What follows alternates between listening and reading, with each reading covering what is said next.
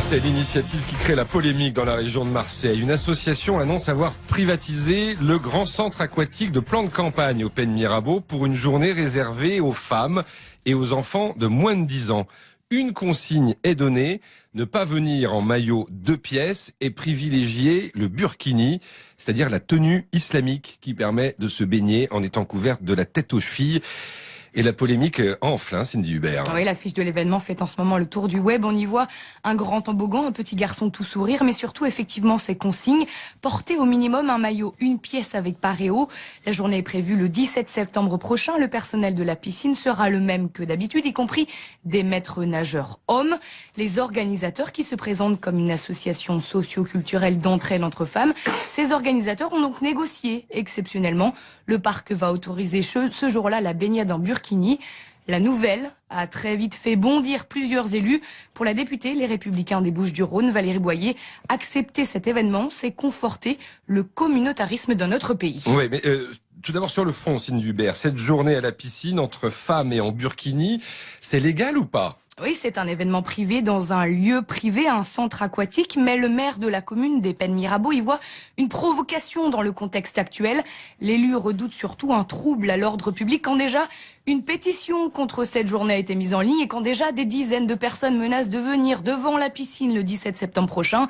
L'équipe municipale est donc en train de rédiger un arrêté pour interdire cette journée.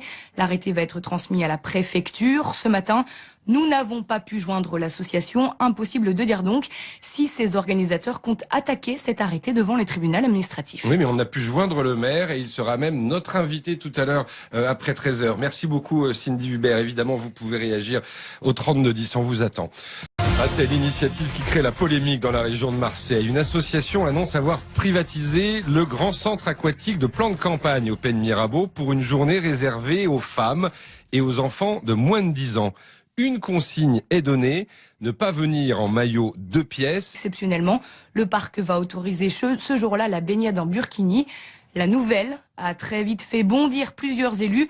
Pour la députée Les Républicains des Bouches-du-Rhône, Valérie Boyer, accepter cet événement, c'est conforter le communautarisme dans notre pays. Oui, mais tout d'abord sur le fond, Cindy Hubert, cette journée à la piscine entre femmes et en burkini, c'est légal ou pas ? Oui, c'est un événement privé dans un lieu privé, un centre aquatique, mais le maire de la commune des Pen Mirabeau y voit une provocation dans le contexte actuel. L'élu redoute surtout un trouble à l'ordre public quand déjà une pétition au minimum, un maillot, 1 pièce avec paréo. La journée est prévue le 17 septembre prochain. Le personnel de la piscine sera le même que d'habitude, y compris des maîtres nageurs hommes. Les organisateurs qui se présentent comme une association socio-culturelle d'entraide entre femmes. Ces organisateurs ont donc négocié et privilégier le burkini, c'est-à-dire la tenue islamique qui permet de se baigner en étant couverte de la tête aux chevilles. Et la polémique enfle, Cindy Hubert. Oui, l'affiche de l'événement fait en ce moment le tour du web. On y voit un grand toboggan, un petit garçon tout sourire, mais surtout, effectivement, ces consignes.